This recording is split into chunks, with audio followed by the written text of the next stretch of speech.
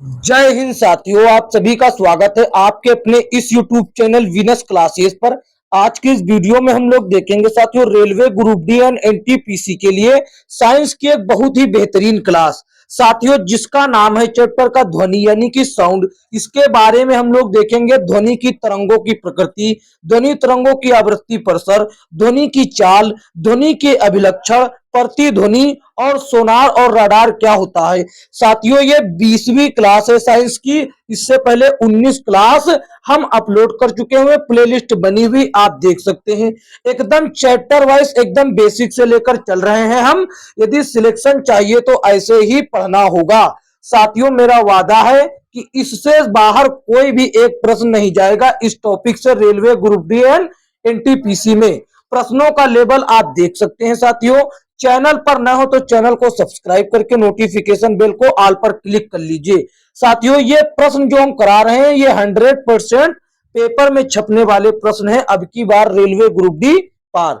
तो साथियों देखते हैं, ज्यादा समय ना बिताते हुए सीधा प्रश्नों की ओर चलते। देखिए बच्चों, ध्वनि तरंगों में हम ये भैया ध्वनि तरंग की प्रकृति और ध्वनि तरंगों की आवृत्ति प्रसर ये हम आपको करवा चुके हैं। आज हम आपको ये चारों प्रकार करवा देंगे, चारों टाइप, ध्वनि की चाल, ध्वनि के अभिलक्षण, प्रतिध्वनि और सोनार और रडार ये करवा देंगे आज हम। वो दो हम करवा चुके हैं पहले, ऑलरेडी प्लेलिस्ट में अपलोडेड है साथियों। तो देखिए साथियों, आज की वीडियो में पहला हम चलते हैं ध्वनि की चाल से। ध्वनि की चाल से संबंधित पहला प्रश्न ये रहा। देखिए पहला प्रश्न आप सभी के सामने स्क्रीन पर दिखाई दे रहा, क्या कहता है। कहता हवा में ध्वनि की गति से अधिक गति किस रूप में जानी जाती है। भैया जो हवा में ध्वनि की गति से अधिक गति होती है उसको किस रूप में जाना जाता है। Supersonic, solar, infrasonic, ultrasonic. तो साथियों उसको कहा जाता है सुपरसोनिक। क्या कहा जाता है? सुपरसोनिक कहा जाता है। और ये भैया पिंड की गति होती है, ये पिंड की गति होती है, पिंड की गति बच्चा होती है। पिंड की गतियों को सुपरसोनिक गति कहा जाता है, जो कि वायु की गति से अधिक होती है। ऑप्शन ए आपका जवाब होगा। देखते हैं अगला प्रश्न। अगला प्रश्न ये रहा, कहता है ध्वनि की गति पर दबाव का क्या प्रभाव पड़ता है। ध्वनि की गति पर दबाव का क्या प्रभाव पड़ता है। तो भैया दबाव में वृद्धि के साथ ध्वनि की गति बढ़ जाती नहीं, दबाव में वृद्धि के साथ साथ ध्वनि की गति कम हो जाती नहीं, ध्वनि की गति दबाव को प्रभावित नहीं करती। भैया कोई प्रभावित नहीं होता, कोई प्रभाव नहीं पड़ता। ऑप्शन सी आपका सही जवाब होगा। देखते हैं अगला प्रश्न। अगला प्रश्न ये रहा, कहता हवा में ध्वनि का वेग लगभग कितना होता है। ध्वनि का वेग लगभग कितना होता है। 3 × 10⁸, 330 मीटर पर सेकेंड, 5000 मीटर पर सेकेंड, 1500 मीटर पर सेकेंड। तो बात करें साथियों, ये यहां पर कोई भी रियल वेग नहीं दिया गया है ध्वनि का। ध्वनि का हवा में वेग होता है 332 मीटर प्रति सेकेंड। कितना? 332 मीटर प्रति सेकेंड। लेकिन इसके आसपास का देख रहे होंगे आप, 330 मीटर प्रति सेकेंड दिया है, तो यही हो जाएगा आपका सही जवाब, क्योंकि ऊपर लगा रखा है लगभग कितना होता है। ऑप्शन भैया बी सही जवाब। देखते हैं अगला प्रश्न। अगला प्रश्न देखिए ये रहा, क्या कहता है। एक तरंग में 3.5 किलो हर्ट्ज की आवृत्ति है और इसका तरंग दैर्घ्य 0.1 मीटर है। इसे 700 मीटर की दूरी तय करने में कितना समय लगेगा। बात करें, एक सूत्र हम पहले भी आपको बतला चुके हैं, आज भी बतला रहे हैं। तो देखिए सबसे पहली बात तो ये जो किलो हर्ट्ज दिया गया है इसको केवल हर्ट्ज में पता होना चाहिए। इसको साथियों एन से दर्शाया जाता है, इसको एन से दर्शाया जाता है। एन बराबर 3.5 किलो हर्ट्ज है, 3.5 किलो हर्ट्ज है, एच जेड है। इसको साथियों जब हम लोग केवल हर्ट्ज में बदलेंगे तो 1000 से गुणा करेंगे तो ये कितना हो जाएगा। इसको 1000 से गुणा करेंगे तो ये 3500 हो जाएगा, क्योंकि दशमलव के बाद एक जीरो खत्म हो जाएगा। ये कितना हो जाएगा? 3500 हर्ट्ज। ठीक, ये बात रही। और साथियों यहां पर आप देख रहे होंगे कि जो ये तरंग दैर्घ्य दिया गया इसको लेमडा से दर्शाया जाता है। लेमडा बराबर कितना दे रखा है? 0.1 0.1 मीटर, 0.1 मीटर। और आप देख रहे होंगे कि यहाँ पर दूरी जो है वो 700 मीटर दी है। सबसे पहले हमको समय चाहिए, तो समय बराबर क्या होता है, समय बराबर यानी कि टी बराबर क्या होता है, दूरी बटा वेग। दूरी बटा वेग होता है, दूरी बटा वेग। लेकिन वेग तो हमको पता नहीं, तो वेग बराबर सूत्र हम पहले बतला चुके हैं, एन गुणे लेमडा। एन गुणे लेमडा, एन गुणे लेमडा का मतलब आवृत्ति गुणे तरंग दैर्घ्य। तो आवृत्ति गुणे तरंग दैर्घ्य साथियों क्या हो जाता है, देखिए यहाँ पर आवृत्ति है 3500, आवृत्ति है 3500 हर्ट्ज और तरंग दैर्घ्य है 0.1 मीटर। 0.1 मीटर। ये कुल मिलाकर वेग बराबर कितना आ जाएगा, वेग बराबर आ जाएगा जब इसका गुणा होगा तो देखिए 3500 आ जाए, 3500 में एक दशमलव यहां लग जाएगा, यानी कि ये 350 बचेगा साथियों। ये 0 के बाद 0 का कोई मान नहीं होता, ये बचा 350। अब देखिए साथियों, अब हम ये सूत्र लगाते हैं, समय बराबर दूरी बटा चाल, दूरी बटा वेग या दूरी बटा चाल। तो ठीक है, देखिए समय बराबर, इसको यहां पर रोकते हैं, समय यानी कि टाइम बराबर दूरी बटा चाल। दूरी कितनी तय करना है, 700। दूरी तय करना है 700 और रफ्तार कितनी, वेग कितना, 350। तो 750 बटे 350, ये भैया दो बार में कट जाएगा कि नहीं, 350 दो बार में कटेगा कि नहीं, तो 2 सेकेंड हो जाएगा आपका उत्तर। 2 सेकेंड कहाँ है, तो देखिए ये रहा 2.0 सेकेंड। ऑप्शन डी हो जाएगा आपका उत्तर। देखते हैं अगला प्रश्न। अगला प्रश्न ये रहा, कहता है एक ध्वनि स्रोत 400 हर्ट्ज की आवृत्ति और 2.5 मीटर तरंग दैर्घ्य की तरंगे भेजता है। ध्वनि तरंगों की चाल क्या है बच्चों, ध्वनि तरंगों की चाल क्या है, वही चाल वही वेग, सीधा लगा देंगे, वेग बराबर आवृत्ति गुणे तरंग दैर्घ्य। आवृत्ति गुणे तरंग दैर्घ्य लगा देंगे, क्योंकि इसमें कोई परिवर्तन नहीं करना, आवृत्ति हर्ट्ज में और तरंग दैर्घ्य मीटर में।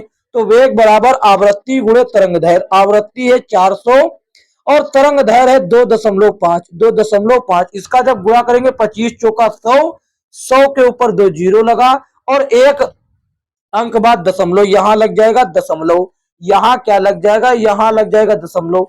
अब ये बचा 1000, 1000 मीटर प्रति सेकेंड ऑप्शन सी में है, ऑप्शन सी आपका सही जवाब होगा। देखते हैं अगला प्रश्न। अगला प्रश्न ये रहा साथियों, कहता हवा में ध्वनि की चाल कितनी होती है। हवा में ध्वनि की चाल 332 मीटर प्रति सेकेंड होती है, जो कि ऑप्शन सी में दे रखा, ऑप्शन सी सही जवाब हो जाता है। देखते हैं अगला प्रश्न। अगला प्रश्न ये रहा साथियों, प्रश्नों की संख्या थोड़ी ज्यादा है इसीलिए हम तेजी से चल रहे हैं। कहता है वायु में ध्वनि की चाल ज्ञात करें। वायु में ध्वनि की चाल अभी अभी बताया 332 मीटर प्रति सेकेंड, ऑप्शन ए सही जवाब। देखते हैं अगला प्रश्न। अगला प्रश्न ये रहा, क्या कहता है, कहता है एक बच्चों एक ध्वनि स्रोत 600 हर्ट्ज की तरंग भेजता है, 600 हर्ट्ज की तरंग भेजता है या 3 मीटर तरंग दैर्घ्य पैदा करता है। इस प्रश्न में ध्वनि तरंग की गति क्या है, फिर से वही लगा दीजिए सूत्र, गति यानी कि वेग बराबर आवृत्ति गुणे तरंग दैर्घ्य, आवृत्ति गुणे तरंग दैर्घ्य यानी कि एन गुणे लेमडा। लेमडा बच्चों तरंग दैर्घ्य को दर्शाता है, ये सभी हम करवा चुके हैं आगे। आप यदि हमसे रेगुलर जुड़े हुए हैं तो आप सब समझ रहे हैं, और अगर नहीं जुड़े हैं तो आप जुड़ जाइए, चैनल को सब्सक्राइब करके नोटिफिकेशन बेल को ऑल पर क्लिक कर लीजिए।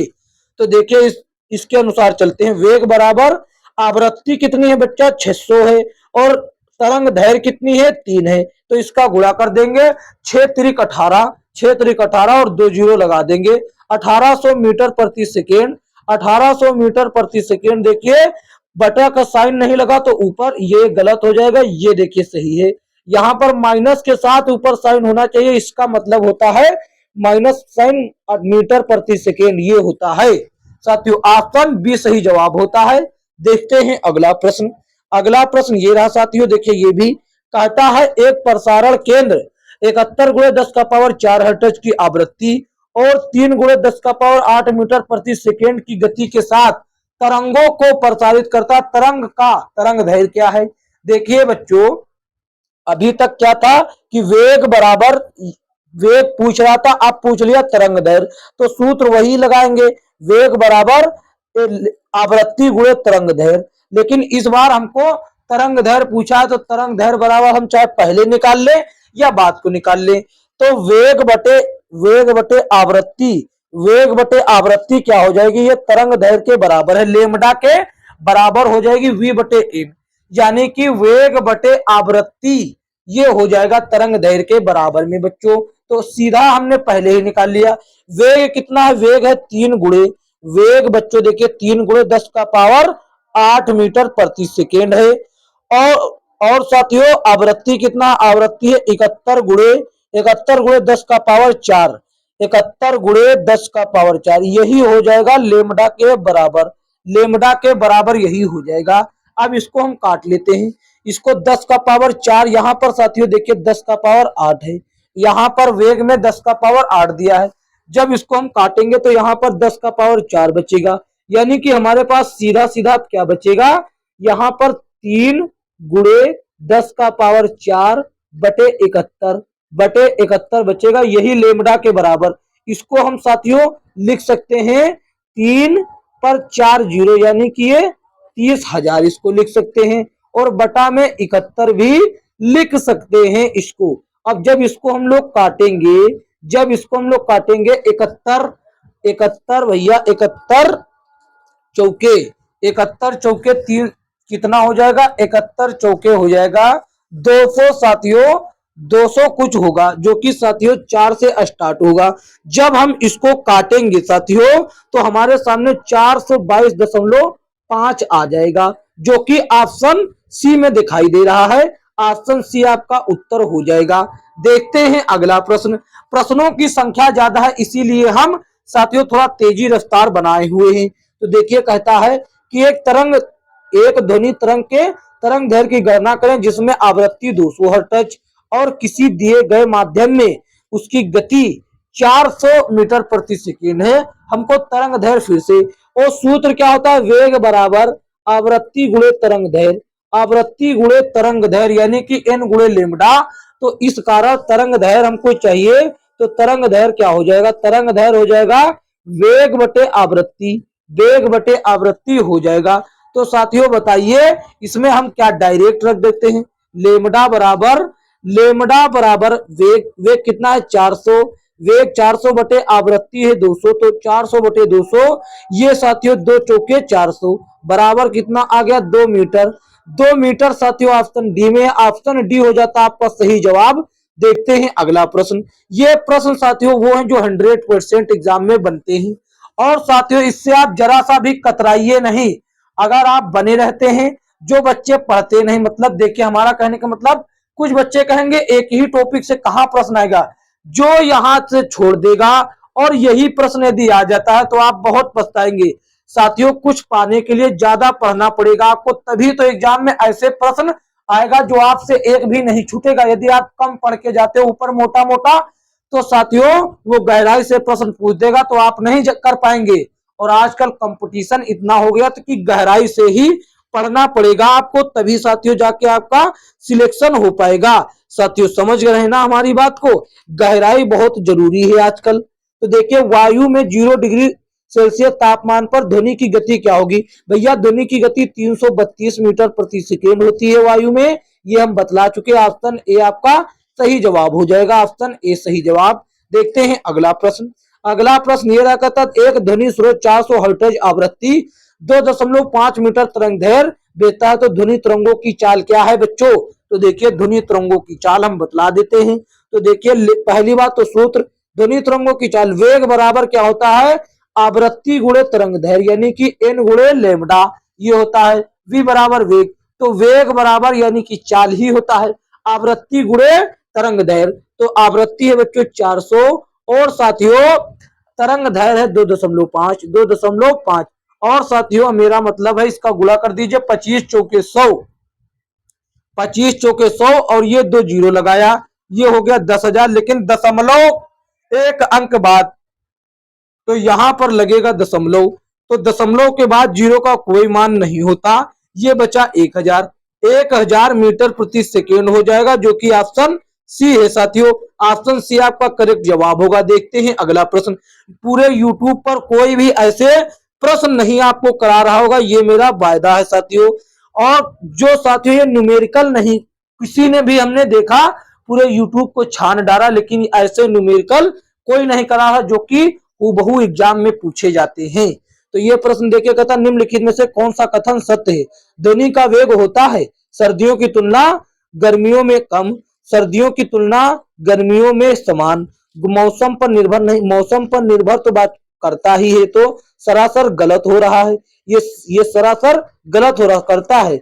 और सर्दियों में भैया अधिक, सर्दियों की तुलना में गर्मियों में अधिक होता है, क्योंकि तापमान बढ़ता है तो भैया ध्वनि का वेग बढ़ता है। और सर्दी से गर्मी से सर्दी जाएगी तो तापमान घटेगा तो वेग घटेगा, समान कैसे रहेगा? ऑप्शन डी आपका उत्तर होता। सर्दी से गर्मी में ज्यादा होता, ऑप्शन डी सही जवाब। देखते हैं अगला प्रश्न। अगला प्रश्न ये रहा, कहता खाली स्थान में कौन सा शब्द आएगा? एक खाली स्थान एक माध्यम में ध्वनि की गति निर्धारित नहीं होती भैया, ध्वनि की गति निर्धारित नहीं होती है। क्या हो जाएगा? ध्वनि की भैया माध्यम की प्रकृति ही पर निर्भर करता है, निर्धारित यही करता है, माध्यम की प्रकृति ही किसी भैया ध्वनि की गति को निर्धारित करता, ना कि तरंग स्वर की विशेषता, तरंग की ध्वनि और तरंग का आयाम, ये कोई नहीं निर्धारित करता। ऑप्शन सी सही जवाब। देखते हैं अगला प्रश्न। अगला प्रश्न साथियों ये कहता समुद्री जल में ध्वनि की गति क्या होती है?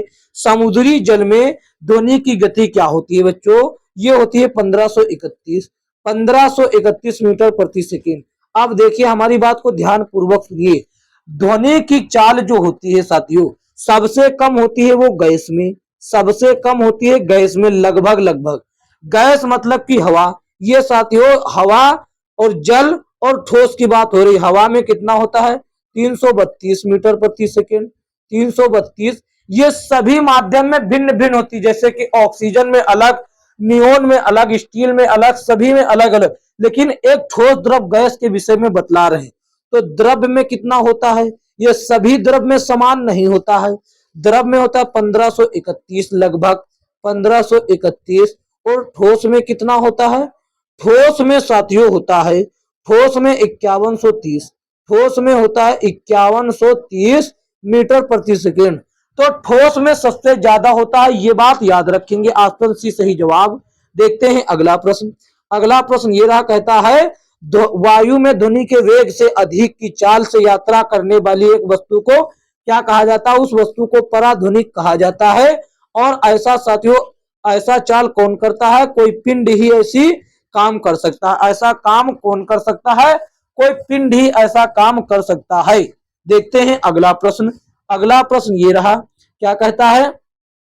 कहता है कि 25 डिग्री सेल्सियस, 25 डिग्री सेल्सियस पर माध्यम की चाल के बारे में निम्नलिखित में से कौन सा कथन सत्य है बच्चों? कौन सा कथन सत्य है? हीलियम गैस में ध्वनि की चाल 965 किलोमीटर प्रति सेकेंड, 965 किलोमीटर प्रति सेकेंड, यहाँ देखिए बता रहा। और हाइड्रोजन गैस में ध्वनि की चाल 1284 मीटर प्रति सेकेंड। तो क्या कभी कोई बच्चा कभी भी वायु 965 किलोमीटर की चाल एक सेकेंड में तय कर सकती? नहीं बच्चा। क्या आप हीलियम गैस में करेंगे तो 965 किलोमीटर एक सेकेंड में पहुंच जाएगी? नहीं, ये गलत है।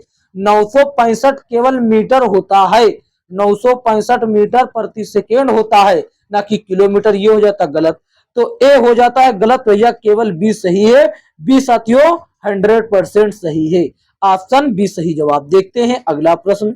अगला प्रश्न ये रहा साथियों, क्या कहता है? कहता है बात बार बार यही वही लिखिए, सीधा हम कथन अब पढ़ेंगे कौन सा कथन सही है। कहता ऑक्सीजन गैस में ध्वनि की चाल 316 मीटर प्रति मिनट, ठीक।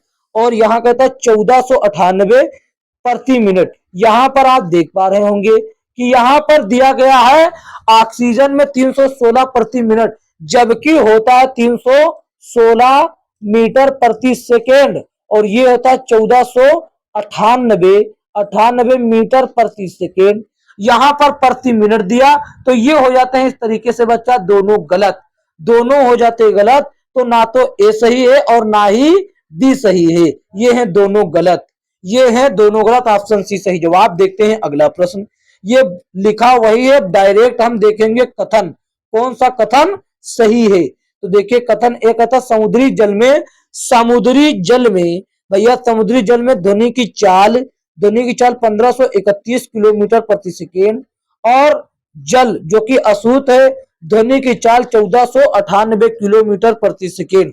क्या होता है? क्या कभी किलोमीटर प्रति सेकेंड होता है? ये 1531 मीटर प्रति सेकेंड होता है और ये 1498 मीटर प्रति सेकेंड होता है, ना कि किलोमीटर प्रति सेकेंड। यहां पर किलोमीटर दिया, ये हो जाता है दोनों, ये हो जाते हैं दोनों ही गलत। तो बच्चा ना तो ए सही है और ना ही डी सही है, ये हो जाते हैं दोनों गलत। तो ऑप्शन ए हो जाता है आपका करेक्ट जवाब। देखते हैं अगला प्रश्न। अगला प्रश्न ये रहा, कहता किसी माध्यम में जैसे ही भैया हम क्या करते, क्या बढ़ाते हैं तो ध्वनि की गति बढ़ जाती। हम बच्चों तापमान जैसे ही किसी माध्यम में बढ़ाएंगे तो वैसे ही ध्वनि की गति बढ़ जाएगी। ऑप्शन ए सही जवाब। देखते हैं अगला प्रश्न। साथियों प्रश्नों की संख्या थोड़ी ज्यादा है, इसीलिए हम साथियों लगातार घसीटते हुए क्लास को चल रहे हैं। यहां से डायरेक्ट कथन देखेंगे, बार बार वही बात लिखा हुआ है। कौन सा कथन सही है? यदि 25 डिग्री सेल्सियस पर यह बात हो रही हो तो देखिए, समुद्री जल जो की बात करा, ध्वनि की चाल 1531 मीटर प्रति सेकेंड, 1531 मीटर प्रति सेकेंड होती है। और साथियों ये क्या कह रहा है? हवा में ध्वनि की 346 किलोमीटर प्रति सेकेंड, 346 किलोमीटर प्रति सेकेंड। तो कौन सा कथन सही है बच्चों, ये आपको बतलाना है। तो आप देख पा रहे होंगे कि यहाँ पर किलोमीटर दिया, ये तो बल्कि मीटर प्रति सेकेंड होता तो हो जाता। मीटर प्रति सेकेंड तो कहीं कहीं दिया गया है हवा में, जबकि रियल 332 होता है, ऐसे ही गलत हो गया। और ये तो सही है, ये 1531 समुद्री जल जो होता है 1531 मीटर प्रति सेकेंड होता है उसकी रफ्तार। तो ए वाला सही है, बी वाला गलत। ऑप्शन भैया केवल ए सही है, ऑप्शन सी सही जवाब। देखते हैं अगला प्रश्न। अगला प्रश्न ये रहा, केवल कथन हम लोग देखेंगे, कथन ए कथन बी। कथन ए क्या कहता है? समुद्री जल में ध्वनि की चाल 1531 मीटर प्रति सेकेंड, ये हो जाता सही आपका। अभी देख कर आए। अशुद्ध जल में 1498 मीटर प्रति सेकेंड। अशुद्ध जल बच्चा क्या है? अशुद्ध जल में 1498 मीटर प्रति सेकेंड, ये भी सही। इस बार कथन ए और कथन दोनों सही, ये हो जाता ए और बी दोनों ही सही। ऑप्शन सी सही जवाब। देखते हैं अगला प्रश्न। अगला प्रश्न ये रहा, कहता है विभिन्न माध्यमों में 25 डिग्री सेल्सियस, विभिन्न माध्यमों में 25 डिग्री सेल्सियस पर ध्वनि की गति के संदर्भ में निम्नलिखित में से कौन से कथन सही है? कथन ए और कथन बी। कौन कथन सही? एल्युमिनियम में ध्वनि की गति 6220 मीटर प्रति सेकेंड, अल्यूमिनियम में 6220 मीटर प्रति सेकेंड और निकल में 6440 मीटर प्रति सेकेंड। तो क्या सही है क्या गलत है? साथियों देखिए, बात करें एल्युमिनियम में, एल्युमिनियम में 6220 नहीं, यहाँ पर सबसे ज्यादा होती है 6420 मीटर प्रति सेकेंड होता है, 6420, और ये हो जाता सही। निकल में 6040 मीटर प्रति सेकेंड होता, तो भैया केवल हो जाता है बी सही। ऑप्शन हो जाता है आपका करेक्ट जवाब सी। ऑप्शन सी सही जवाब। देखते हैं अगला प्रश्न। अगला प्रश्न ये रहा, कहता है कि जब किसी वस्तु की चाल ध्वनि की चाल से अधिक हो जाती है तो इसको क्या कहा जाता है? इसको पराध्वनिक कहा जाता है, पहले भी बता चुके हैं, इसको पराध्वनिक कहा जाता है। ऑप्शन बच्चों क्या हो जाता है? सी सही जवाब। देखते हैं अगला प्रश्न। अगला प्रश्न ये रहा, कहता निम्नलिखित में से 25 किसमें 25 डिग्री सेल्सियस पर ध्वनि का वेग अधिकतम होता है? हम अभी बताकर लाए थे कि सबसे ज्यादा ठोस में होता है। अब ये सभी ठोस हैं, सबसे ज्यादा ठोस की बात करें अल्यूमिनियम में होता है। अल्यूमिनियम में कितना होता है? 6420 मीटर प्रति सेकेंड होता है, जो कि सबसे ज्यादा होता है, जो कि साथियों सबसे ज्यादा होता है। आपका सवाल क्या हो जाता है? ऑप्शन सी सही जवाब। ऑप्शन सी सही जवाब हो जाता है। देखते हैं अगला प्रश्न। अगला प्रश्न ये रहा, कहता कौन सा कथन सही है? कथन ए और कथन बी। तो देखिए, स्टील में ध्वनि की गति 5960 और निकल में 6440। स्टील में 6460 किलोमीटर बोला तो ऐसे ही गलत। अब मीटर प्रति सेकेंड में हमको चेक करना है बच्चा। देखिए, मीटर प्रति सेकेंड में हमको करना है चेक, तो भैया ये तो होता है सही। ये निकल में 6440 ही होता है, तो केवल बी सही हो जाता है, जो कि ऑप्शन ए ही सही जवाब हो जाएगा, ऑप्शन ए। देखते हैं अगला प्रश्न। अगला प्रश्न ये रहा, कहता विभिन्न माध्यमों में 25 डिग्री सेल्सियस पर ध्वनि के गति के बारे में कौन सा कथन सही है? तो देखिए, स्टील में ध्वनि की गति 5960 मीटर पर सेकेंड और निकल में 6240 मीटर पर सेकेंड। सबसे पहली बात, अभी हम देखते चले आ रहे हैं निकल में 60-40 मीटर प्रति सेकेंड हो रहा है। क्या बच्चों, 60-40 मीटर प्रति सेकेंड हो रहा था, और ये यहाँ पर अचानक 6200 कैसे आ गया, यानी कि ये गलत है तभी तो आ गया बच्चों।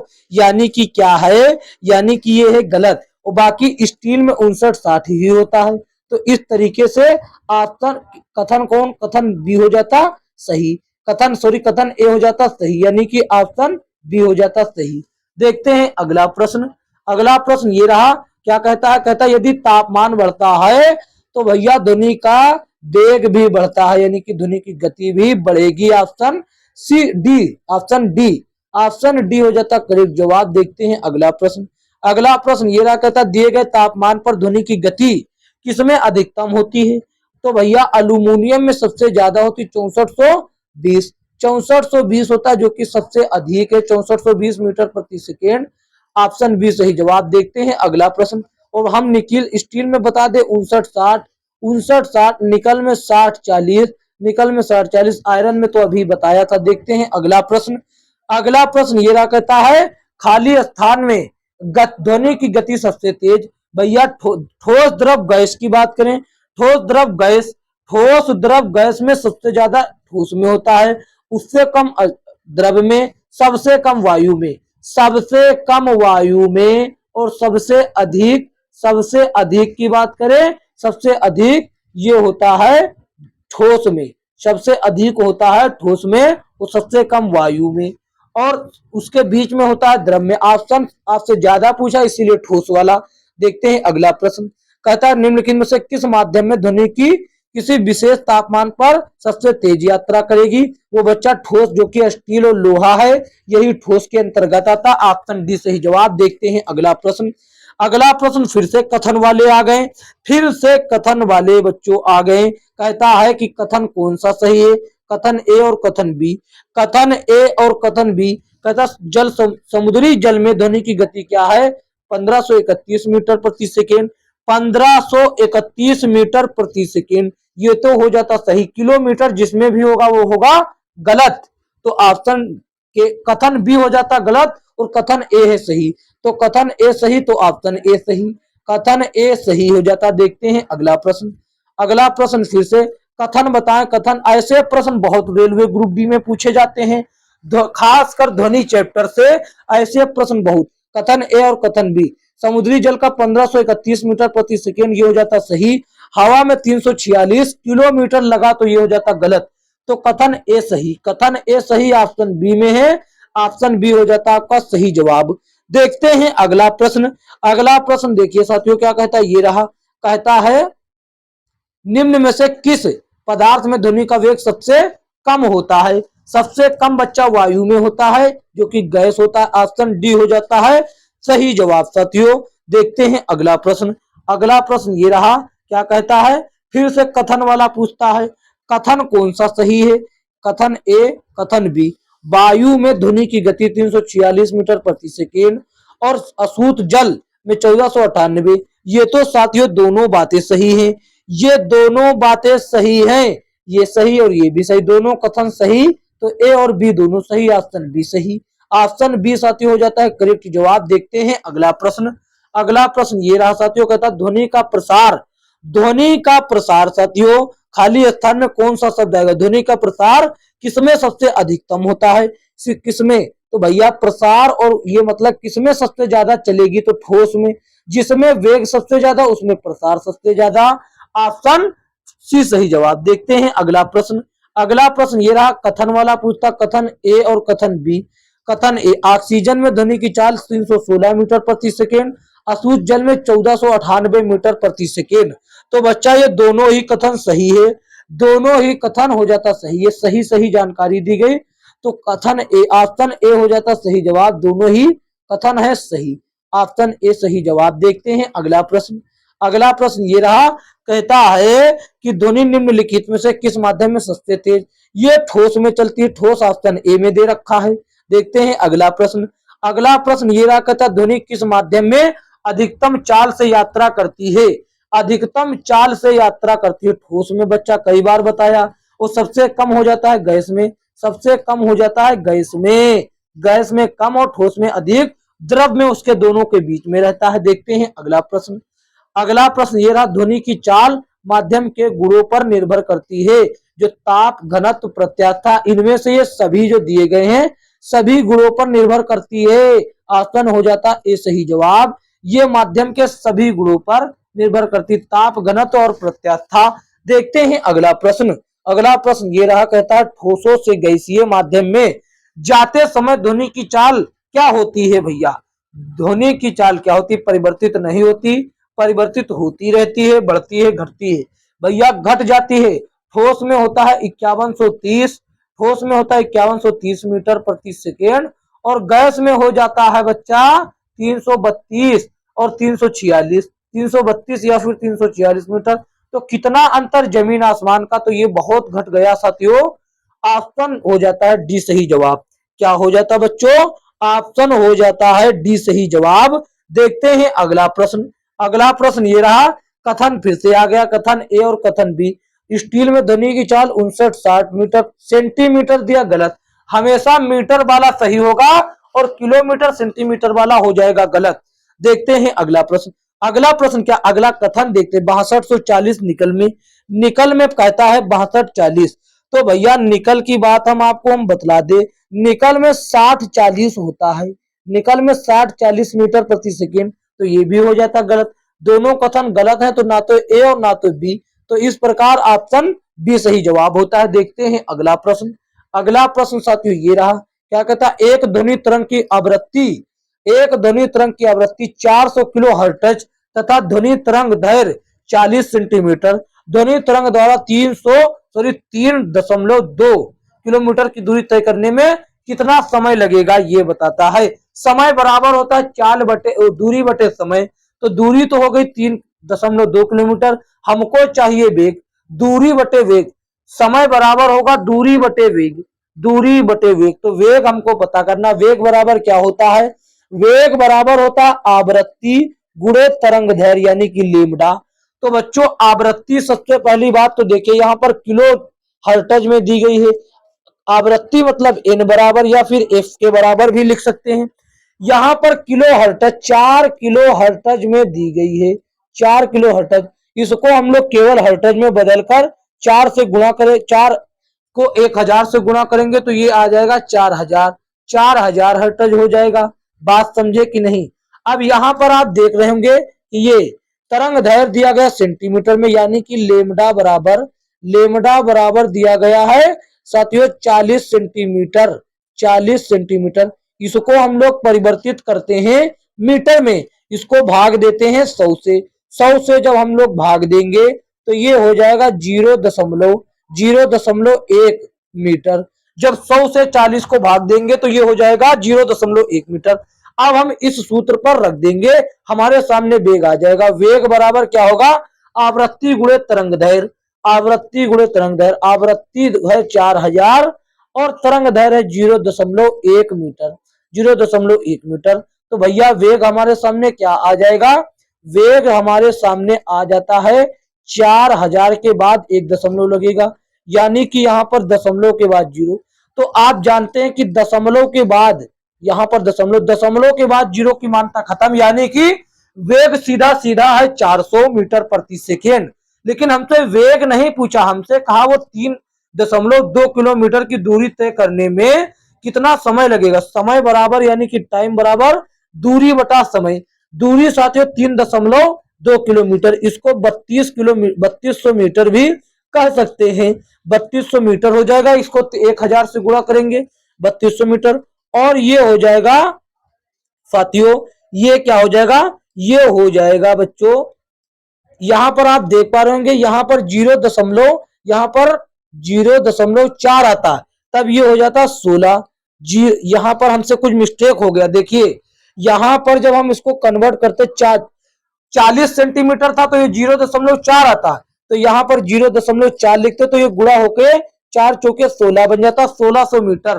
तो हम इसीलिए यहाँ पर लिखेंगे 3200 बटे 1600, 32 बटे 1600। तो ये 1600 इसको काटता 2 बार में, तो ये आ जाता 2 बार में, क्योंकि 4 से काटते 8 आता, 8 कहीं ऑप्शन में है नहीं। ऑप्शन में है नहीं, इसीलिए हमारा दिमाग काम करा। तो यहाँ पर देखिए 2 सेकेंड लग रहा है आपका समय। तो 2 सेकेंड कहाँ है बच्चा? 2 सेकेंड ऑप्शन सी में है। ऑप्शन सी हो जाता है आपका सही जवाब। देखते हैं अगला प्रश्न। अगला प्रश्न ये रहा, ये फिर से उसी टाइप का प्रश्न कहता है कि बच्चों एक ध्वनि तरंग की आवृत्ति 50 हर्ट्ज और इसकी तरंग दैर्घ्य 4 मीटर। ध्वनि तरंग की चाल चाल बताया, वेग बराबर हो जाता है आवृत्ति गुणे तरंग दैर्घ्य। आवृत्ति गुणे तरंग दैर्घ्य यानी कि एन गुणे लेमडा। तो भैया वेग बराबर सीधा आवृत्ति कितना है 50, तो 50 गुणे तरंग दैर्घ्य कितना है 4। 5 चौके 20, 5 चौके 20, 20 पर एक और जीरो, 200 मीटर प्रति सेकेंड हो जाता आपका वेग।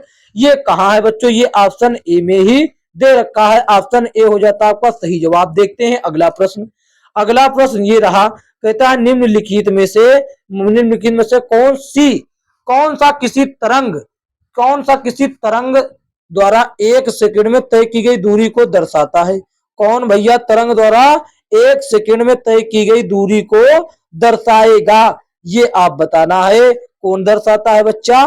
तो ये दर्शाता है, कौन दर्शाता है? तो बच्चा ये आवर्तकाल, तरंग दैर्घ्य, तरंग वेग, आवृत्ति। तो कौन दर्शाएगा? इसका आंसर हमको कंफ्यूजन हो रहा है बच्चों कि कौन दर्शाएगा। कौन दर्शा सकता है मेरे साथियों, मेरे शेरों? कौन दर्शाएगा? बता दीजिए जल्दी जल्दी, इसमें कंफ्यूजन हो रहा है हमको भी।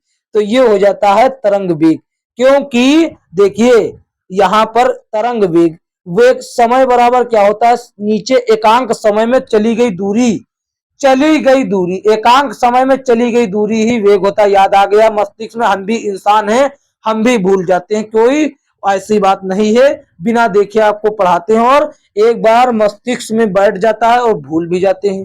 तो एकांक समय में चली गई दूरी को ही बच्चा वेग कहा जाता है, जो कि तरंग वेग हो जाएगा। ये तरंग के विषय में है तो तरंग वेग हो जाएगा। अब देखते हैं आगे की ओर क्या है। आगे की ओर अब देखेंगे ध्वनि के अभिलक्षण से संबंधित प्रश्न। ध्वनि के अभिलक्षण से संबंधित कैरेक्टरिस्टिक्स ऑफ साउंड। साथियों ध्वनि के अभिलक्षण देखते हैं साथियों। ध्वनि के अभिलक्षण से संबंधित ये रहा, खाली स्थान तरंग की विशेषता नहीं, आयाम तरंग से संबंधित, आवृत्ति तरंग से संबंधित, वेग तरंग से संबंधित। कुछ लोग कहेंगे हर्ट्ज भी तो अभी आ रहा था, हर्ट्ज बता तरंग दैर्घ्य से नहीं संबंधित, ये तो आवृत्ति का मात्रक है, ये तो आवृत्ति का एस आई मात्रक है। समझिए ये तो आवृत्ति का एस आई मात्रक है, तो इसका तरंग से क्या लेना देना? इसका तरंग से किसी भी प्रकार से कोई लेना देना नहीं। तो यही हो जाता आपका उत्तर हो जाएगा साथियों। ऑप्शन डी आपका उत्तर। देखते हैं अगला प्रश्न। अगला प्रश्न ये रहा, क्या कहता है किसी एकल आवृत्ति की आवाज को क्या कहा जाता है? जो एक केवल सिंगल आवृत्ति के द्वारा आवाज उत्पन्न होती है उसको कहा जाता है साथियों टोन, उसको कहा जाता है टोन। और जबकि बहुत सारी आवृत्तियों के द्वारा कई आवृत्तियों के द्वारा उत्पन्न आवाज को कहा जाता है नोट। कई आवृत्तियों के द्वारा जो आवाज उत्पन्न होती है उसको कहा जाता है साथियों, उसको कहा जाता है नोट। ऑप्शन सी आपका सही जवाब होता है। देखते हैं अगला प्रश्न। अगला प्रश्न ये रहा, कहता है निम्नलिखित में से किसका उपयोग धातु के खंडों के दरारों और दोषों को पता लगाने के लिए किया जाता? अनुरणन, पराध्वनिक, प्रतिध्वनि, साउंड नेविगेशन और रेंजिंग।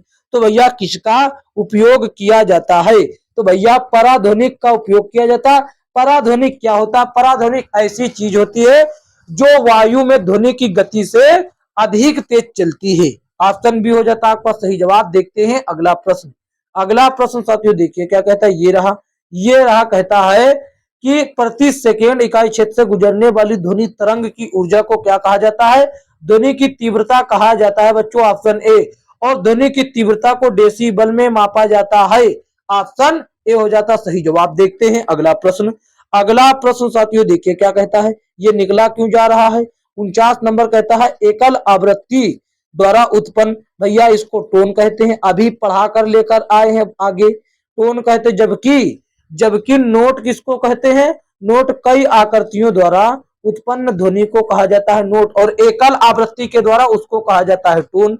देखते हैं अगला प्रश्न। अगला प्रश्न ये रहा, कहता है चमगादड़ उनके मार्ग में आने वाली वस्तुओं से टकराकर वापस आने वाली कौन सी किरणों के द्वारा मार्ग में आने वाली बाधाओं का पता लगाता? अल्ट्रासोनिक तरंग, अल्ट्रासोनिक वेव, यानी कि साथियों ऑप्शन सी सही जवाब। ये आगे हम पढ़ा चुके हैं अल्ट्रासोनिक वेव्स वाला, अल्ट्रासोनिक वेव्स वाला पहले ही पढ़ा दिए थे। देखते हैं अगला प्रश्न।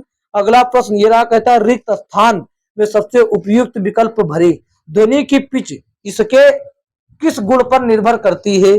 आवृत्ति, तरंगदैर्घ्य, आयाम, लय। तो भैया किस पर निर्भर करती है? ये आवृत्ति ही पर ही निर्भर करेगी, आवृत्ति पर निर्भर करती है। पिच भैया किस पर निर्भर करता है? आवृत्ति पर निर्भर करता। ऑप्शन ए सही जवाब। देखते हैं अगला प्रश्न। अगला प्रश्न ये रहा, कहता है निम्नलिखित में से कौन सी ध्वनि की लाउडनेस या सॉफ्टनेस को निर्धारित करता है? भैया कौन निर्धारित करता है ध्वनि की सॉफ्टनेस, और मतलब कि ध्वनि की जो तेज प्रकार होता है और धीरा प्रकार होता है, इसको कौन निर्धारित करता है? इसको भैया आयाम निर्धारित करता है, आयाम निर्धारित करता है, यानी कि पिच, तारत्व, तो ये सभी भी निर्धारित कर सकते हैं। ऑप्शन डी सही जवाब। देखते हैं अगला प्रश्न। अगला प्रश्न साथियों ये रहा, क्या कहता है 53 नंबर, ध्वनि का तारत्व किस पर निर्भर करता है? ध्वनि का तारत्व साथियों आवृत्ति पर निर्भर करता है, और तारत्व के कारण ही साथियों कोई आवाज पतली और मोटी होती है। देखिए तारत्व, तारत्व क्या कैसे लिखा? ये लिखा तारत्व, ठीक। यदि तारत्व उच्च है, तारत्व उच्च है तो आवाज कैसी होगी? पतली होगी, आवाज पतली होगी। और यदि तारत्व निम्न है, तारत्व कैसा है? तारत्व निम्न है या घटिया तारत्व है तो आवाज कैसी होगी? आवाज मोटी होगी। तब आवाज कैसी होगी? तब आवाज मोटी होगी। और यही कारण है कि साथियों पुरुषों की अपेक्षा महिलाओं की आवाज का तारत्व उच्च होता है साथियों, क्योंकि उनकी आवाज पतली होती है और पुरुष की आवाज मोटी हो। यही कारण है कि तारत्व भैया महिलाओं का उच्च होता है और पुरुषों का कम। और एक मच्छर की भिनभिनाहट का तारत्व उच्च होता है, और जबकि हाथी के गर्जन का तारत्व निम्न होता है। साथियों ये बातें याद रखेंगे हमारी। ऑप्शन सी सही जवाब। देखते हैं अगला प्रश्न। अगला प्रश्न ये रहा, कहता एक जिस तरीके से मस्तिष्क किसी उत्सर्जित ध्वनि की आवृत्ति की पहचान करता है उसे क्या कहा जाता है? भैया कहता है जिस तरीके से मस्तिष्क किसी उत्सर्जित ध्वनि की आवृत्ति की पहचान करता है उसे क्या कहा जाता है? आयाम, ध्वनि, पिच, तरंग। हमारी बात को ध्यान दीजिए, कोई व्यक्ति इस कमरे में कैद हुआ बैठा है, कोई व्यक्ति है इस कमरे में कैद हुआ बैठा है और आप यहाँ पर खड़े हैं और वो अंदर आवाज दे रहा है। यदि आप उसको पहले से जानते हैं तो आप उसकी आवाज से ही समझ जाएंगे कि अंदर कौन है। तो आप कैसे समझे? क्योंकि आपका माइंड वो उस आवृत्ति को सुन रखा है, जो आवाज आई है उस आवाज की आवृत्ति को पहले से ही सुन रखा है, तो आवृत्ति की पहचान कर लिया। और वो किस कारण पहचान कर लिया? क्योंकि वो आवाज में था पिच, पिच मतलब तारत्व, तारत्व को ही पिच कहा जाता है साथियों। अभी हम बताकर लेकर आए हैं तारत्व के बारे में। और तारत्व उसका पतला या मोटा आवाज को जो भी है, उच्च है, निम्न है, उस तारत्व की आवाज को आप सुन चुके हैं और उसको पहचानते, इसीलिए आपका मस्तिष्क पहचान गया। तो भैया किस कारण पहचानता? तो पिच के कारण, यानी कि तारत्व के कारण। आशा करते आप समझ गए होंगे। ऑप्शन सी सही जवाब। देखते हैं अगला प्रश्न। अगला प्रश्न ये रहा, कहता ध्वनि हवा के माध्यम में चलती है और हमारे कानों तक पहुंचकर हमें संवेदन, काहे का संवेदन? श्रवण संवेदन, सुनने की शक्ति प्रदान करता ध्वनि का संवेदन। ऑप्शन सी सही जवाब। देखते हैं अगला प्रश्न। अगला प्रश्न ये रहा साथियों, कहता अल्ट्रासाउंड, अल्ट्रासाउंड तरंगों के संबंध में कौन सा कथन गलत है? वे उच्च तरंगे होती है, बिल्कुल उच्च आवृत्ति की तरंगे होती हैं, बिल्कुल सही बात है। उच्च तरंगे की आवृत्ति होती है, उनका उपयोग उद्योग और चिकित्सा के क्षेत्र में भरपूर किया जा रहा है, बिल्कुल सही। वे बाधाओं की उपस्थिति में भी अच्छी तरह से परिभाषित पथ के बीच की यात्रा करते हैं, बिल्कुल सही बात। जब तीन सही है तो कोई जरूरी ही, क्योंकि तीन सही है तो अगला गलत ही होगा, क्योंकि सभी सही का ऑप्शन नहीं है, तो अगला हो जाएगा गलत। अगला गलत कैसे? देखते हैं। दोषपूर्ण स्थानों से अल्ट्रासाउंड वापस प्रतिबिंब नहीं किया जा सकता। बच्चा किया जा सकता है, क्या आप अल्ट्रासाउंड पेट का कराने जाएंगे? यदि आपके पेट में कोई गड़बड़ी है तो वो अल्ट्रासाउंड वापस नहीं होगा? बिल्कुल होगा, क्योंकि उसके पीछे जो प्लेट लगी है उससे टकरा कर जाकर फिर भी वापस आ जाएगा।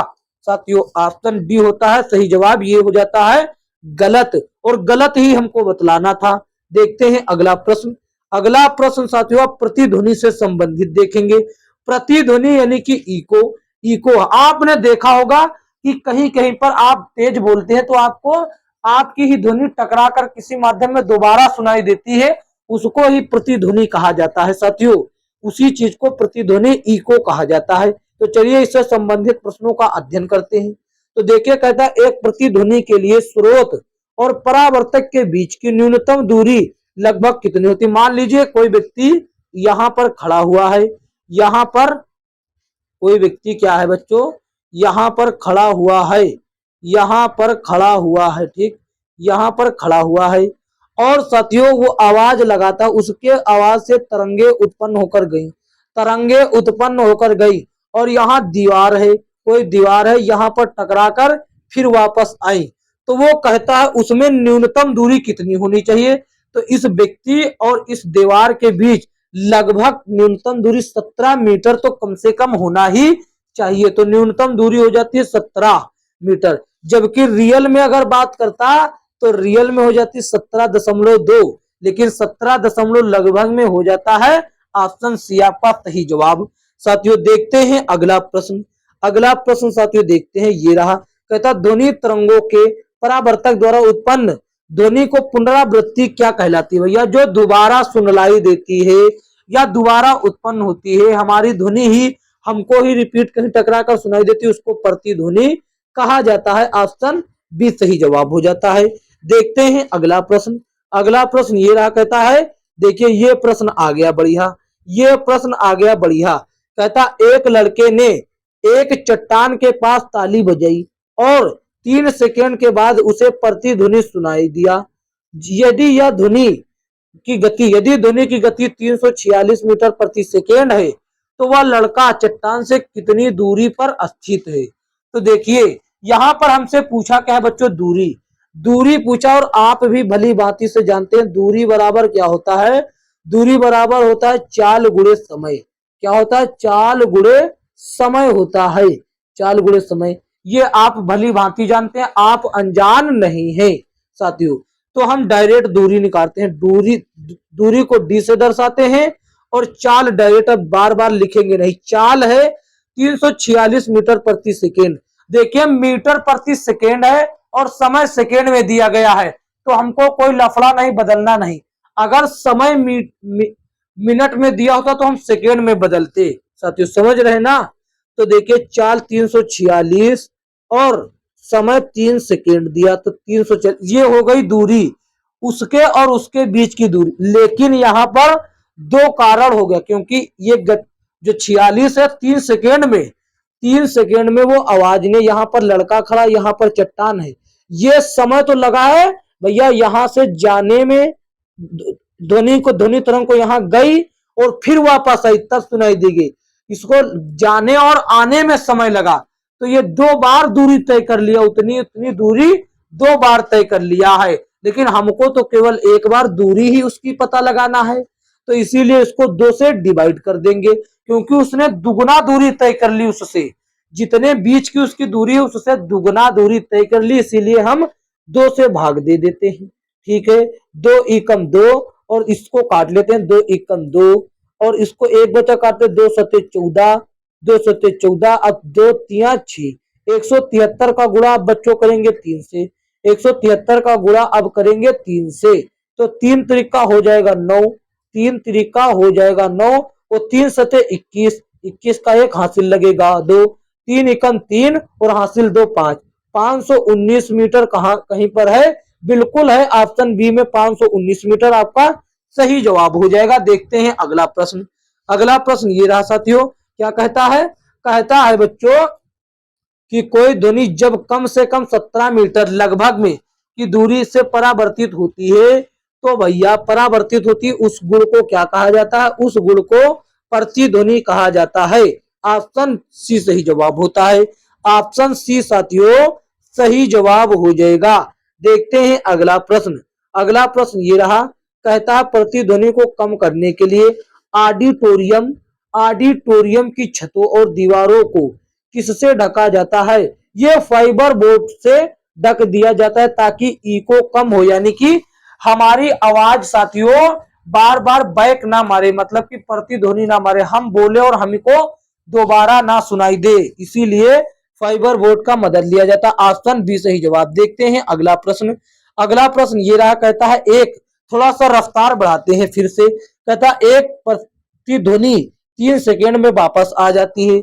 यदि ध्वनि की गति 342 मीटर प्रति सेकेंड, तो ध्वनि स्रोत से परावर्तन सतह की दूरी कितनी? मान लीजिए कोई ध्वनि यहां से उत्पन्न होकर गई और यहां से टकराकर यहां से साथियों टकराकर इस जगह से टकराकर वापस आ गई, तो ध्वनि ने चाल के माध्यम से जो भी समय लिया आने और जाने में लिया, इस तरीके से उसने दुगना दूरी तय कर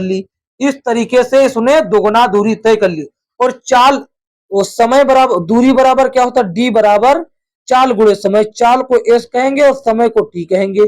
दूरी बराबर चाल गुणे समय, स्पीड गुणे टाइम। तो बच्चा दूरी बराबर देखिए स्पीड कितना है 342 गुणे, और समय कितना लिया 3 सेकेंड लिया।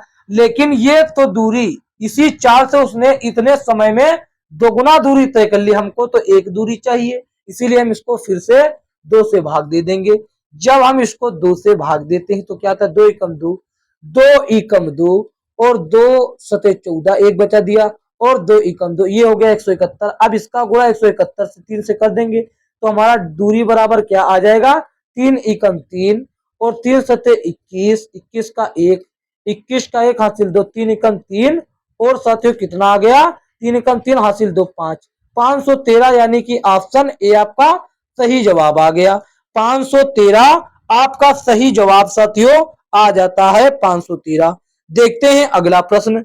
अगला प्रश्न ये रहा, क्या कहता है? लगातार या एक से अधिक बार, लगातार या एकाधिक किसके कारण प्रतिध्वनियों को एक से अधिक बार सुना जा सकता है? विरलन, परावर्तन, विवर्तन और अपवर्तन। ये साथियों परावर्तन जिस तरीके से प्रकाश का परावर्तन होता है उसी तरीके से ध्वनि का परावर्तन होता है, और परावर्तन के कारण ही आपने कहीं कहीं देखा होगा कि कोई कोई ध्वनि यदि आवाज दी जाती है तो टकराकर कई बार, मान लीजिए पहले तेज फिर धीरे फिर और 2-3 बार वही आवाज हमको सुनाई देती है साथियों, तो ये परावर्तन के कारण ऐसा होता है। तो देखते हैं अगला प्रश्न। ऑप्शन बी हो जाता सही जवाब। अगला प्रश्न ये रहा, क्या कहता है? कहता ये है साथियों कि स्पष्ट प्रतिध्वनि सुनने के लिए मूल ध्वनि और परावर्तित ध्वनि के बीच कम से कम समय अंतराल होना चाहिए कितना? देखिए एक बात ये थी, यह मान लीजिए ध्वनि तरंगे यहां से उत्पन्न होकर यहाँ गई, ठीक, यहाँ गई और यहाँ टकरा गई। एक तो ये बात हो गई कि न्यूनतम दूरी यहां से कम 17 मीटर होना चाहिए। एक तो ये बात हो गई 17 मीटर, ये तो दूरी वाली हो गई। लेकिन ध्वनि तरंग यहां से निकली और टकरा कर वापस आई, स्पष्ट ध्वनि सुनने के लिए कम से कम कितना समय लगना चाहिए? 1/10 समय, या फिर इसी को हम लोग कह सकते हैं 0.1 सेकेंड, 1/10 सेकेंड या 0.1 सेकेंड। तो 0.1 सेकेंड ऑप्शन बी में दे रखा। ऑप्शन बी हो जाएगा आपका सही जवाब साथियों। ऑप्शन बी हो जाएगा आपका सही जवाब।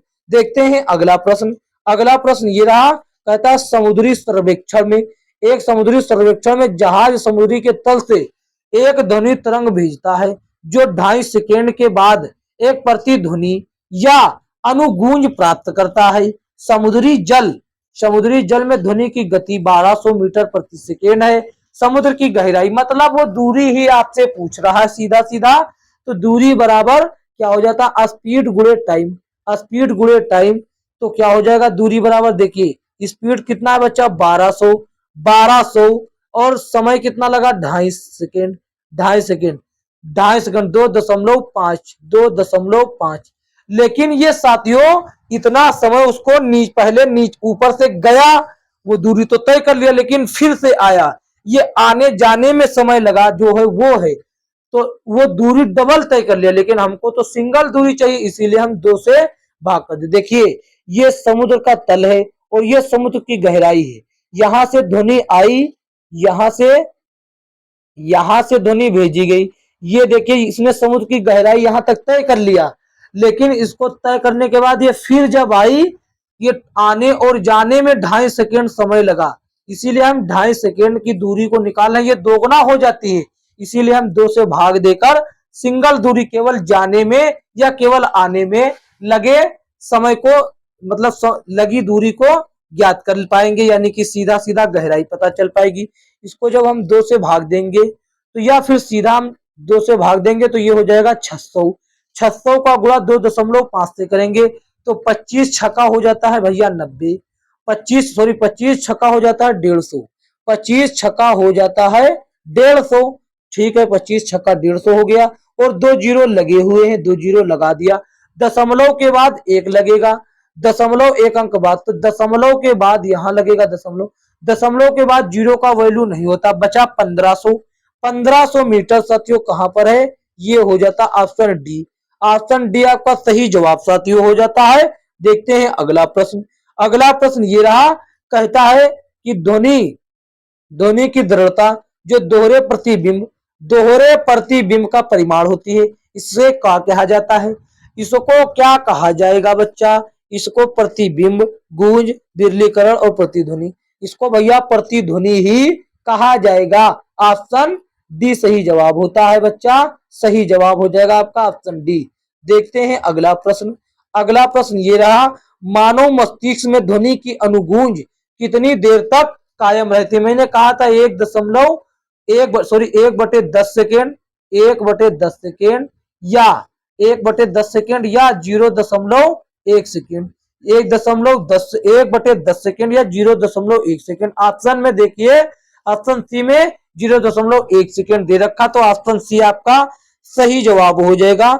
देखते हैं अगला प्रश्न, अगला प्रश्न देखिए साथियों ये रहा, ये भी न्यूमेरिकल है, ऐसे न्यूमेरिकल पूरे यूट्यूब पर कोई नहीं कराएगा साथियों, पूरे यूट्यूब पर कोई नहीं कराएगा। देखते हैं अगला प्रश्न, एक व्यक्ति ने चट्टान के पास ताली बजाई और 4 सेकेंड के बाद उसे गूंज सुनाई दी, तो व्यक्ति से चट्टान की दूरी क्या थी, व्यक्ति से चट्टान की दूरी क्या थी, जबकि गति 346 दे रखा है, सीधा सीधा दूरी पूछ रहा, दूरी बराबर स्पीड गुणे डिस्टेंस बराबर स्पीड गुणे टाइम होता है, यानी कि दूरी क्या हो जाएगी बच्चों, डिस्टेंस बराबर होता है स्पीड गुणे टाइम, स्पीड 346 दे रखा है, 346 और समय कितना 4 सेकेंड, लेकिन एक समस्या है, एक समस्या ये है कि व्यक्ति यहां पर खड़ा था और चट्टान यहां पर है, और यहां से तरंग गई, यहां से तरंग गई, ये जाने में ही उसने दूरी तय कर लिया, लेकिन उसको समय तो लगा जो यहां पर फिर लौट कर आई, इस तरीके से वो दोगुना दूरी तय कर ली,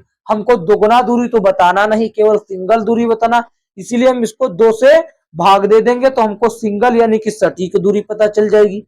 ठीक है, इसको 2 से भाग दिया, इसको काट लेते हैं 2 से, 3 एकम 3, सॉरी 2 एकम 2, फिर 1 बचा दिया, 14 हो गया, 2 सत्ते 14, अब 3 को काटते 2 तिया 6, 173 आया, अब इस 173 का गुणा 4 से करेंगे, 4 तिया 12, 12 का 2 हासिल 1, 4 सत्ते 28, 4 सत्ते 28, 28 से 29, 29 हासिल लगा 2, 4 एकम 4, 4 और हासिल वाला 2 हो गया 6, 692 मीटर कहां पर है बच्चा, ये ऑप्शन सी में है, ऑप्शन सी हो जाता साथियों सही जवाब, ऑप्शन सी क्या हो जाता सही जवाब हो जाता ऑप्शन सी। देखते हैं अगला प्रश्न, अगला प्रश्न ये रहा, कहता एक बड़े हाल की दीवारों से ध्वनि के बार बार परावर्तन को क्या कहा जाएगा, जिसके परिणाम स्वरूप ध्वनि की अनुभूति बनी रहती है, भैया उसको प्रतिध्वनि कहा जाएगा, ऑप्शन डी सही जवाब हो जाएगा। देखते हैं अगला प्रश्न, अगला प्रश्न ये रहा, कहता एक ध्वनिक अनुनाद यानी कि प्रतिध्वनि ही की बात कर रहा है,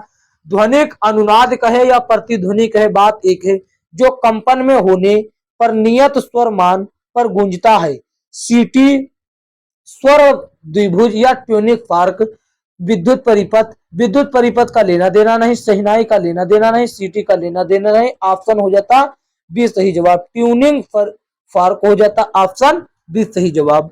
देखते हैं अगला प्रश्न, साथियों इस प्रश्न का उत्तर दीजिए जब तक हम थोड़ा सा पानी ग्रहण कर लेते हैं।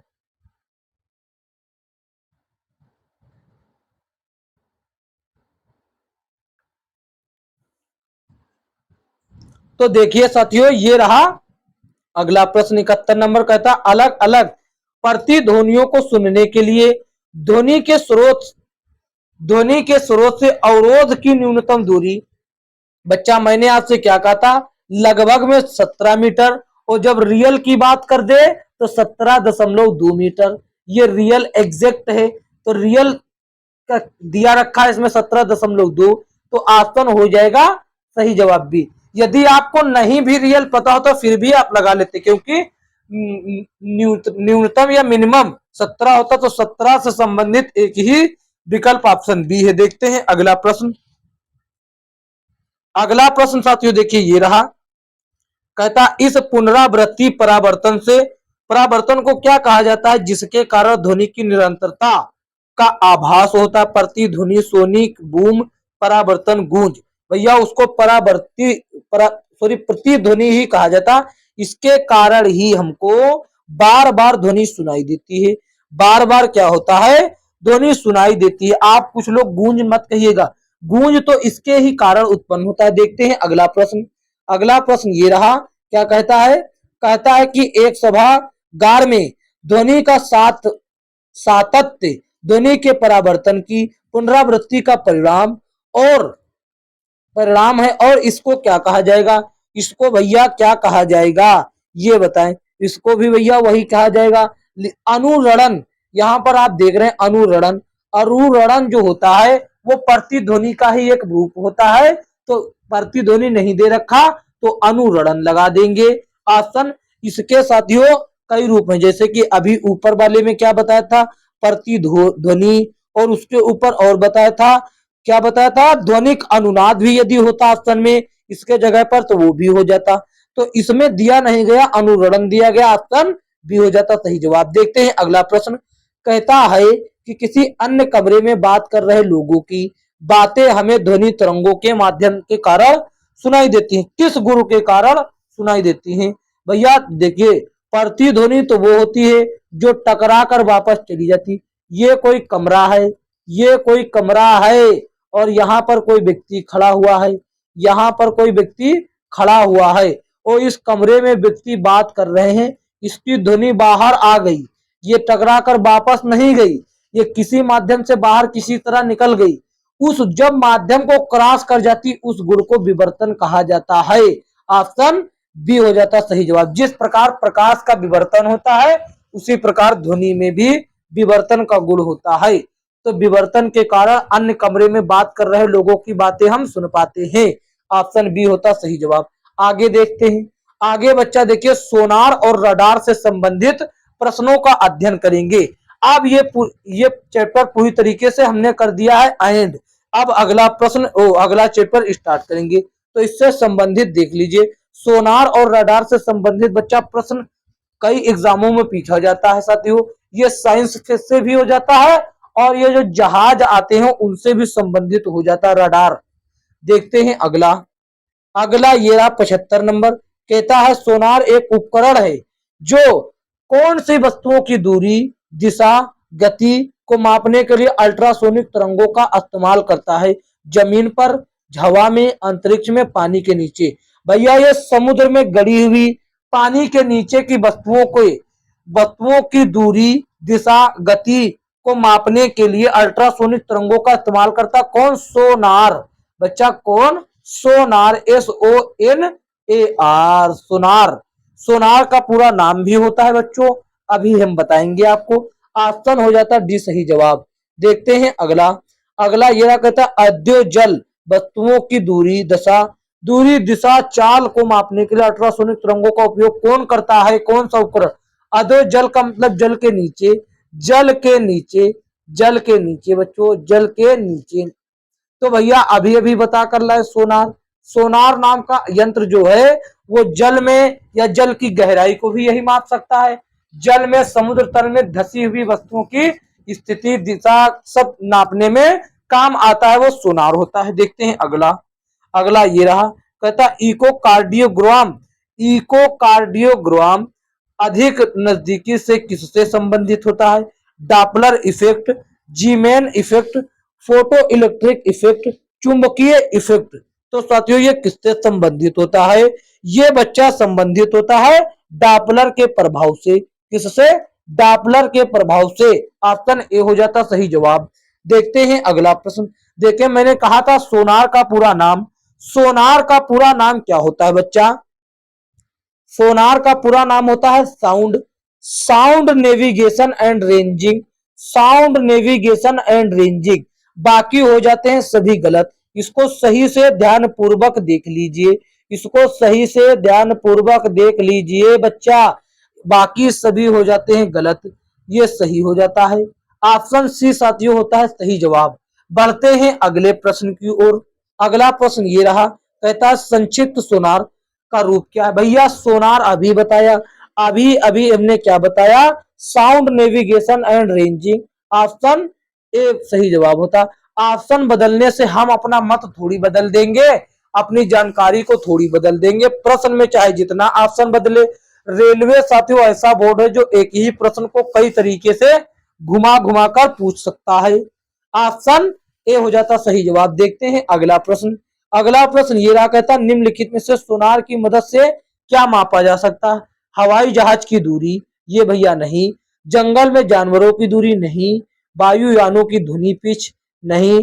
पानी के अंदर मौजूद, यही तो सही जवाब है, पहले भी पढ़ के आए। यही तो साथियों सही जवाब है। ऑप्शन डी हो जाता सही जवाब। साथियों सभी प्रश्न रेलवे के फेवरेट प्रश्न हैं और जो हम करा रहे हैं रेलवे के परीक्षा में बार बार पूछे गए हैं। देखते हैं अगला प्रश्न।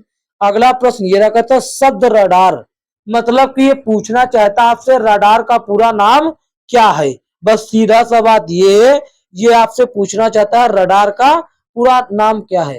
तो रडार का पूरा नाम radio, radio detection, radio detection किसमें दिया गया है? Radio detection, radio detection and, radio detection and radio detection and ऐसे नहीं बच्चा लिखा जाएगा, एंड ऐसे लिख देते हैं तो सही रहेगा। And ranging, and ranging, ranging वही वाला रेंजिंग जो सोनार में लगता था, रेंजिंग। ये देखिए साथियों ऑप्शन डी में radio detection and ranging, radio detection and ranging option D में। इसको ध्यान पूर्वक देख लीजिए, हिंदी में भी और इंग्लिश में भी। हिंदी में मैंने लिख दिया, इंग्लिश में ऑप्शन में दे रखा है। आप इसको ध्यान पूर्वक देख लीजिए, रडार का पूरा नाम रेडियो डिटेक्शन एंड रेंजिंग हो जाता है। आपका सही उत्तर ऑप्शन डी। देखते हैं अगला प्रश्न। अगला प्रश्न ये रहा, क्या कहता है एक सोनार, एक सोनार में मौजूद मुख्य उपकरण क्या है जिसका उपयोग पानी के नीचे मौजूद की दूरी, दिशा, मौजूद जो वस्तु है उसकी दूरी, दिशा और गति का पता लगाने के लिए किया जाता?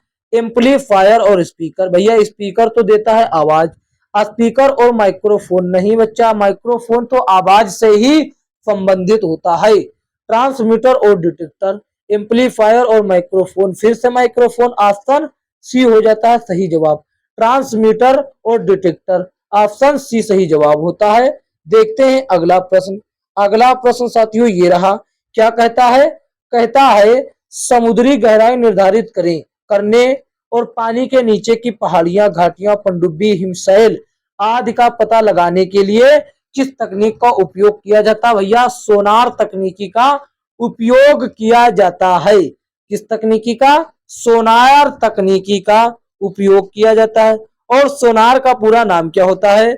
Sound navigation, sound navigation. Sound का एस ओ का मतलब हो जाता है साउंड और एन का हो जाता है नेविगेशन, नेविगेशन, नेविगेशन।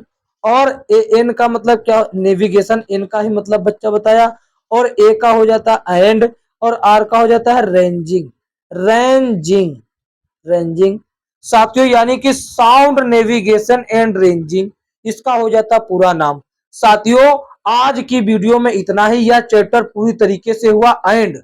साथियों यदि यह वीडियो आपको जरा सा भी अच्छा लगा है तो इसको एक प्यारा सा लाइक कर दीजिए और इसे अपने दोस्तों में शेयर जरूर कर दीजिए ताकि वो भी ऐसी महत्वपूर्ण वीडियो देखकर अपना एग्जाम क्लियर करने के लिए तैयारी बेहतर ढंग से कर सके।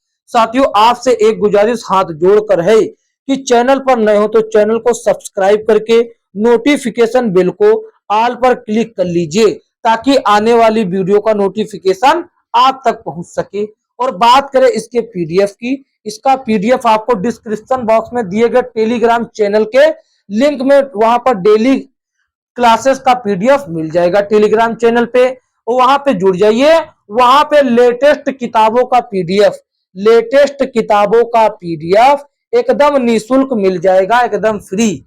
तो वहां जरूर ज्वाइन हो जाइए। और हाथ जोड़कर आपसे गुजारिश है कि चैनल को सब्सक्राइब साथियों अवश्य करें ताकि आप भी अपनी तैयारी बेहतर ढंग से कर सके। और हम सभी विषयों की तैयारी चैप्टर वाइज एकदम बेसिक से करा रहे हैं, प्लेलिस्ट बनी हुई आप चेक कर सकते हैं। तो साथियों, मिलेंगे किसी अन्य वीडियो में, तब तक के लिए जय हिंद जय भारत।